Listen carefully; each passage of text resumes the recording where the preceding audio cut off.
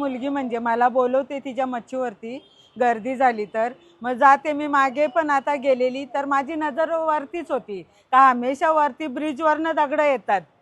मग आता त्या दिवशी पण मी गेलेली तर काही नाही ना। आता माझ्या भावाचं म्हणजे कार्यक्रम आहे, मी तिकडे होती तेव्हा मुलीचा फोन आला, काही ती बुरखवाली मुलगी पकडली गेली आहे दगड मारताना, तू लवकर इकडे निघून ये।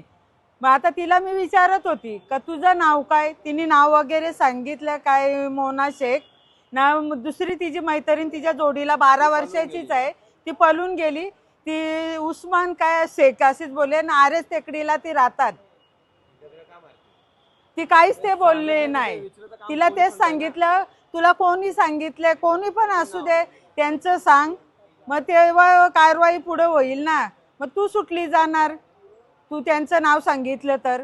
माझं नाव गोरखनाथ मुकुंद पाटील, मी छोटासा व्यवसाय करतो मच्छीचा।